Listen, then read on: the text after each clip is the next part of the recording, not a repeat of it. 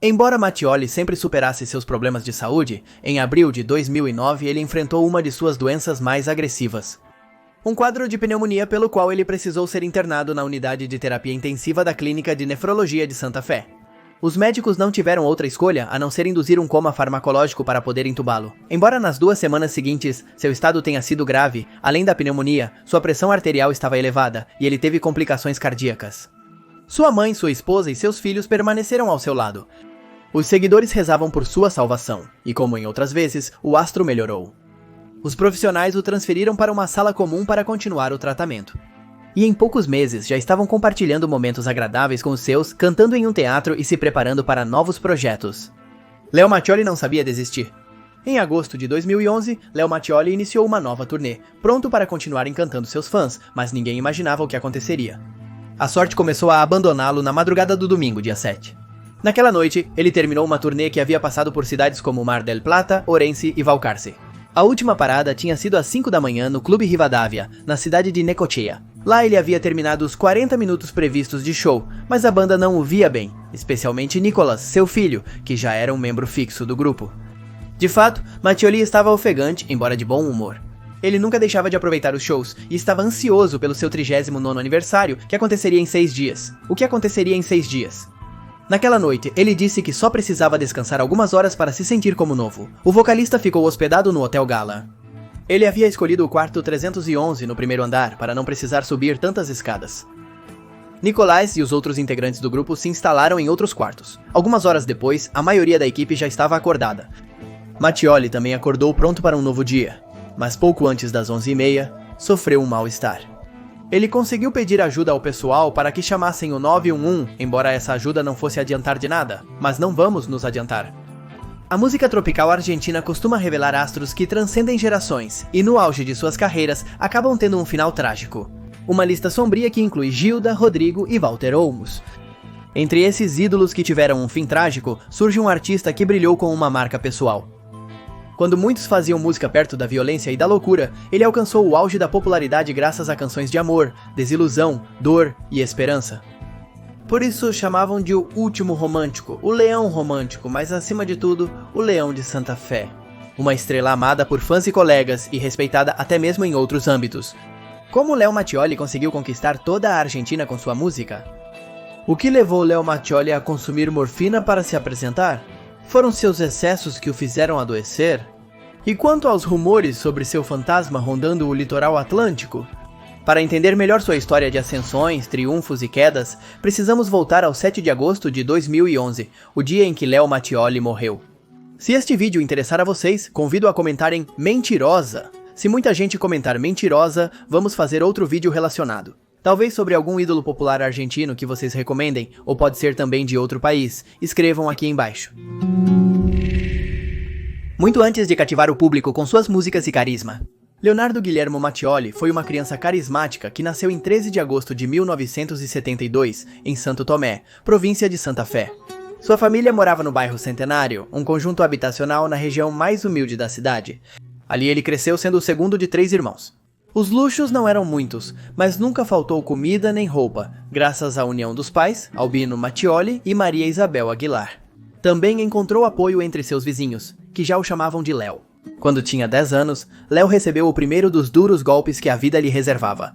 Albino morreu, por isso Maria Isabel teve que criar sozinha seus 3 filhos. Léo ficou muito triste. Na verdade, ele dedicaria ao seu pai as primeiras músicas que iria compor. Sendo muito jovem, ele já havia aprendido sobre a perda e a dor, mas naquela época também descobriu sua paixão. A música era abundante no bairro Centenário e o menino se envolveu com as canções que tocavam nas rádios e nos discos. Seu gosto pelos ritmos populares o levou a querer interpretá-los ele mesmo. Ele começava a cantar onde quer que estivesse. Para ser melhor visto e ouvido, costumava subir no alto da árvore na calçada de sua casa. Ele já colocava sentimento em suas ações. O pobre Pinóquio cantava chorando de emoção. Ele não sonhava em ser uma estrela, porque já se sentia como uma. A música passou a ocupar toda a sua vida, a ponto de que nada mais importava para ele. Ele odiava estudar, mas sua mãe insistiu para que ele terminasse o ensino fundamental. Também o convenceu a fazer o ensino médio, mas na primeira semana de aula ele foi expulso. Léo suportou as broncas da mãe e depois disse que preferia começar a trabalhar. Assim, passou por diferentes empregos para ajudar sua família. Nessa época, ele também começou a mostrar seu charme e presença. Ele conquistava todas as mulheres do bairro. Claro, o elemento crucial para toda conquista era uma música. Assim, ele estava lapidando um talento que mais cedo ou mais tarde explodiria nos palcos. Há poucos meses de completar 18 anos, Léo podia ter as garotas que quisesse, então apareceu aquela que seria a definitiva.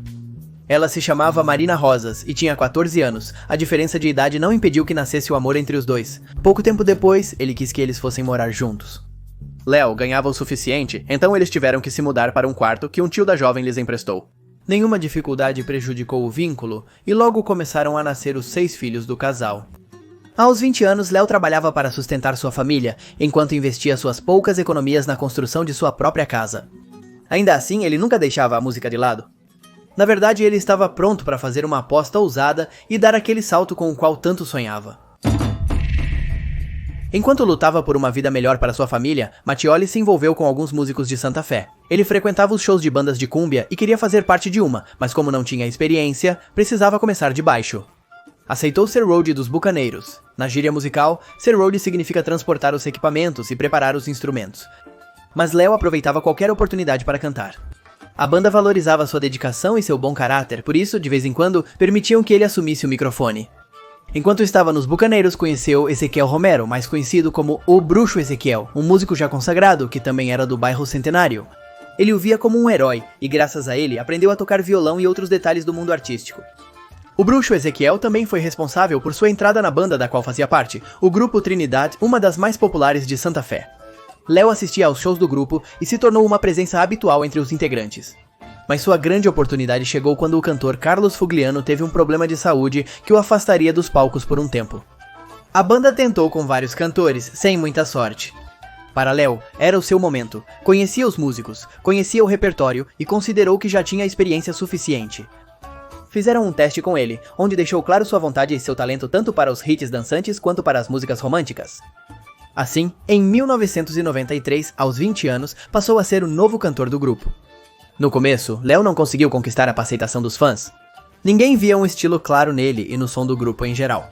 Ele era rotulado como arcaico, já que tinha dificuldade para se adaptar às mudanças que a música tropical estava vivendo nos anos 90. Longe de se deprimir, o recém-chegado trabalhou com mais força para conquistar o público. Graças a ele, a banda se voltou mais fortemente para o romantismo, mas sem perder a energia. A mudança deu resultado. Trinidad convenceu seus fiéis e atraiu mais fãs, principalmente fãs mulheres, como fazia no bairro Centenário. Léo conquistava as mulheres com seu charme e habilidade vocal. À frente do Trinidad, o artista em ascensão gravou discos, fez turnês por todo o país e apareceu em programas de televisão. Ele poderia ter continuado assim em sua zona de conforto, mas entendeu que estava destinado a muito mais. Ele havia adquirido a confiança e a maturidade para iniciar sua carreira solo. Naquele momento, ele não pensou que o novo rumo de sua trajetória seria marcado pela tragédia? No final de 1999, Mattioli decidiu que era o momento de seguir seu próprio caminho. Alguns de seus companheiros, como Sérgio Reis e Dario Bebegni, o acompanharam em sua nova aventura. Mattioli e sua nova banda estrearam em 12 de dezembro daquele ano na Festa do Século da Música Tropical, um evento realizado no estádio do Boca Juniors. Os fãs e entendidos não notavam mudanças importantes em relação ao Trinidad. Além disso, Mattioli e Lo Suyo tocaram várias músicas de sua antiga banda. O incipiente Astro tinha as condições para se destacar completamente do grupo e triunfar sozinho, mas ainda precisava encontrar sua identidade ao longo das apresentações. Foi justamente nesse contexto que sua vida mudaria para sempre. 15 de janeiro de 2000, Mattioli e sua banda estavam voltando de uma turnê pelo norte de Santa Fé. Eles viajavam em uma caminhonete pela estrada e tudo ia bem, até que bateram de frente com um caminhão. As consequências foram fatais. Reis e Bebegni morreram. O cantor ficou gravemente ferido. Ele foi encontrado no acostamento algumas horas depois, com hipotermia. Eles foram levados ao hospital, onde os médicos constataram que ele tinha vários ossos quebrados. Ele precisou ser operado de emergência. Seu estado era crítico, embora tenha sobrevivido, mas o panorama continuou sombrio para Mattioli. Quando recuperou a consciência, o médico lhe disse que ele não poderia voltar a andar. E se isso significasse o fim da sua carreira, o encerramento de tudo pelo que vinha lutando? Mas Léo sabia o que era lutar. No dia seguinte àquela notícia, ele se levantou da cama e andou. Ele arrastava a perna, mas mostrou que tinha força de vontade para desafiar qualquer diagnóstico. A recuperação de Mattioli levou 3 meses, além dos exercícios, para voltar a se mover com fluidez. Ele compôs músicas. Já não teriam relação com Trinidad, mas sim, eram influenciadas por suas próprias vivências, principalmente por sua recente proximidade com a morte.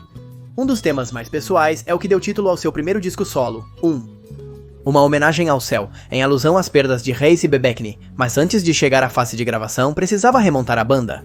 Não era fácil encontrar substitutos para seus amigos falecidos. Ainda assim, conseguiu encontrar companheiros de acordo com sua nova busca musical. Cúmbia romântica, mas com um estilo mais autoral. Lançado em maio de 2000, o disco Homenagem ao Céu gerou um interesse que transcendeu a cúmbia. A opinião pública ainda lembrava do caso de Gilda, que havia morrido em um acidente na estrada. O sensacionalismo foi constante, mas logo o jovem cantor mostrou que havia criado um novo clássico. Músicas como Se Você For Embora, Depois de Você e Ainda Sou um Romântico dominaram as rádios e as discotecas. Foi um impacto que atingiu alturas impensáveis quando ele cantou essas músicas em vários palcos e diante das câmeras de televisão. Não surpreendeu que seu trabalho tenha se tornado disco de platina. Graças a uma homenagem ao céu, Leo Mattioli conseguiu grande visibilidade, algo que lhe traria muitas alegrias, mas também algumas decepções. A partir de seu primeiro disco solo, Leo Mattioli se viu posicionado no Monte Olimpo dos astros da música tropical. Ele podia se misturar com consagrados como Ricky Maravilha ou Gladys, a bomba tucumana. Mas com o passar das músicas, das turnês e das aparições na televisão, ele confirmou que tinha uma identidade própria. Seu impulso criativo deu origem a 2 discos lançados em 2001 ao vivo, Pele com Pele, gravado ao vivo, e Esse Sou Eu. Assim, ele iniciou a longa sequência de 2 discos por ano, com algumas exceções. Esse nível de produção maximizou sua presença na mídia e atraiu um novo público. Além das fãs, agora ele também alcançava os jovens e pessoas que não frequentavam as bailantas, e preferiam uma cúmbia diferente da então também famosa cúmbia vileira, que narrava a dura vida nas áreas marginais. Isso permitiu que ele se apresentasse em teatros, onde também esgotava as sessões. Além do carinho e do afeto do público, Mattioli conquistou o respeito de seus colegas. Eram comuns os duetos com figuras até mesmo fora da cúmbia, como Cacho Castanha. Todos valorizavam seu talento e sua personalidade generosa. No início do século XXI, Mattioli se tornou uma marca. Antes de apresentar um de seus shows, o apresentador que deveria introduzir a banda deu a ele o apelido que Mattioli adotaria oficialmente, o Leão Santafesino. Embora estivesse fazendo sucesso na música e ganhasse muito dinheiro, Mattioli nunca quis perder sua essência. Ele permaneceu em Santo Tomé, onde pôde construir uma casa maior e mais confortável para viver com sua parceira e seus filhos, mas sem sair do lugar. Quando não estava em turnê, tentava levar a vida de um pai comum e normal. Ele acordava cedo para preparar o café da manhã e levar as crianças para a escola. Ele construiu uma relação próxima com Nicolau, seu filho mais velho, que queria seguir seus passos. Por isso, ele deu suas primeiras oportunidades à banda tocando acordeão. E embora pudesse ter tido as mulheres que quisesse, Mattioli escolheu permanecer ao lado de Marina. Ela o acompanhava e preparava chimarrão para ele enquanto compunha, mesmo quando às vezes ele ficava escrevendo versos até as 4 da manhã. Marina foi tão importante quanto sua mãe, Maria Isabel, na infância. Aquele perfil discreto e o senso de pertencimento fizeram com que Mattioli fosse especialmente idolatrado em Santa Fé. O sentimento era mútuo, e ele não hesitava em oferecer ajuda durante os momentos críticos. Foi assim em 2003, quando a província ficou debaixo d'água por causa de uma grave inundação. O cantor comprou uma boa quantidade de colchões e os distribuiu entre as famílias que não podiam voltar para suas casas. Ainda jovem, Leo Mattioli tinha família, sucesso e vivia do que mais amava. Aquele menino do bairro Centenário que subia em uma árvore para ser ouvido pelos vizinhos, agora era amado por toda a Argentina. Mas longe dos olhos de todos, sua vida caminhava para um abismo, e é assim que nossa história volta, ao começo. Leo Mattioli dizia que estava acostumado a seguir em frente, algo que aprendeu quando era garoto. No entanto, novas e mais terríveis dificuldades começaram a surgir. Os compromissos profissionais eram intensos. Como muitas bandas tropicais, costumava fazer até 10 shows por noite. Era preciso chegar rápido de uma casa noturna a outra, por isso dirigia em alta velocidade, passando pelos sinais vermelhos. Às vezes, aparecia muito depois do horário estipulado. Em um show em Jujuy, Guilo chegou às 10 da manhã. Apesar do atraso, Guilo esperava seu público para aproveitar sua magia. Mattioli já estava acostumado com as turnês desde a época do Trinidad, mas teve que se preparar ainda mais. Na caminhonete, ele colocou uma cama, um PlayStation para os momentos de lazer e até luzes de neon. Mas esses não eram os detalhes mais extravagantes do veículo. No retrovisor, pendurava as roupas íntimas que as fãs jogavam para ele. Embora vivesse exausto, ele sempre dava o melhor de si, mas isso não o salvou dos hábitos mais insalubres. Assim, sucumbiu à bebida. Ele não subia ao palco sem antes consumir uma mistura de uísque com refrigerante. Um vício que se complementava com sua inclinação pelo tabaco. Chegou a fumar até 5 maços de cigarro por dia.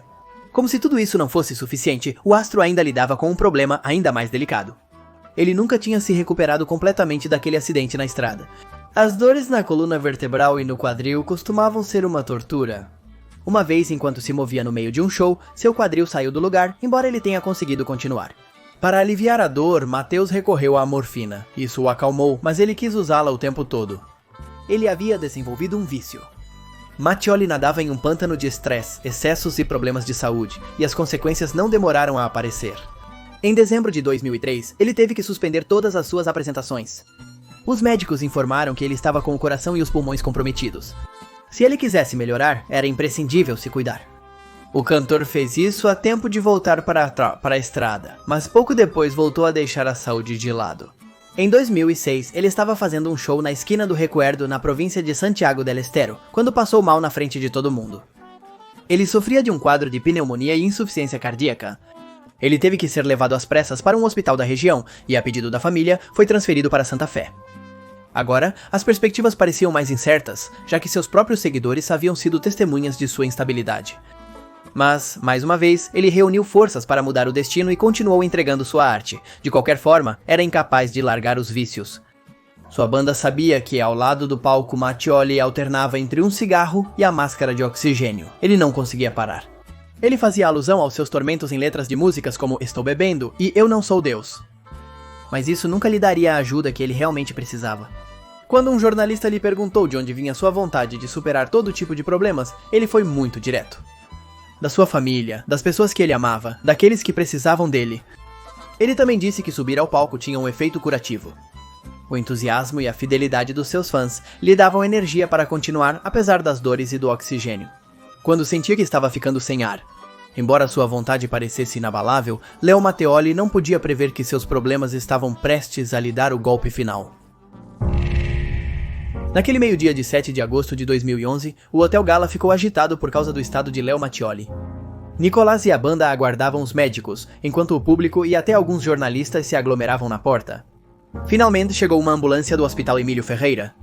Os médicos começaram a trabalhar imediatamente, mas o cantor sofreu uma parada cardiorrespiratória.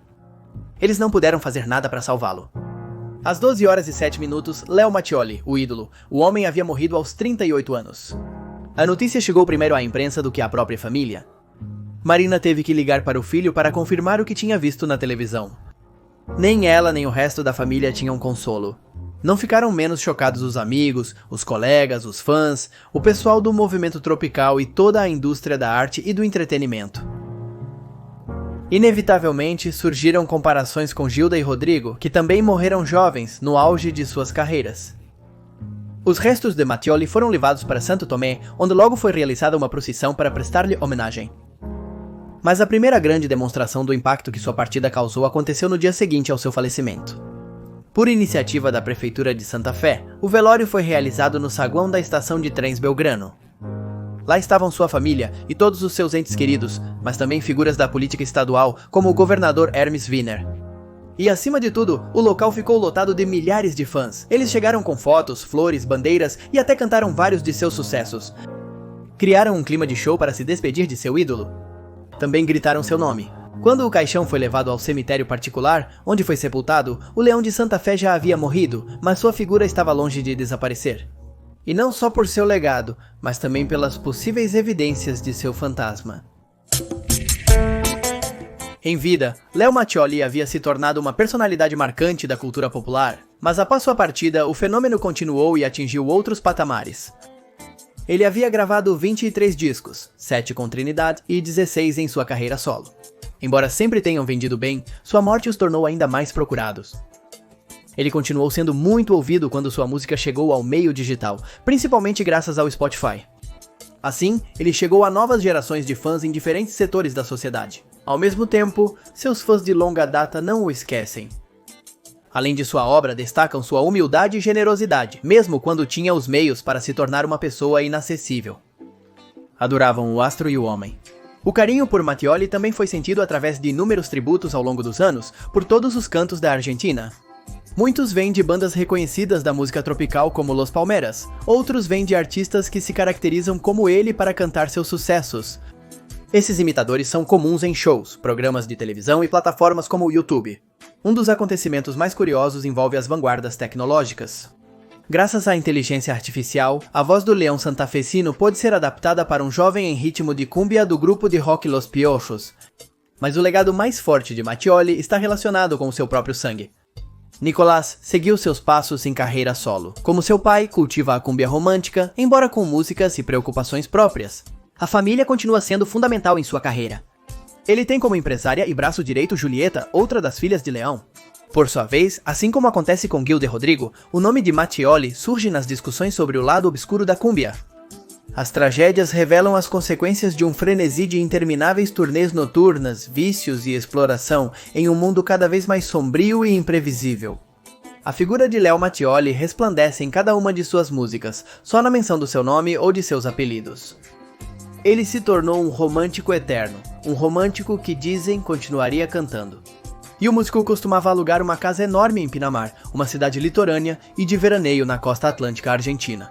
Quem mora perto dessa propriedade já deixou muitos relatos de que algo estranho acontece lá. Nas noites mais escuras, mesmo com a casa vazia, é possível ouvir uma voz vindo de dentro dela. É uma voz que todos reconhecem, uma voz trêmula e cheia de sentimentalismo que fala de amor, de perdas e da morte.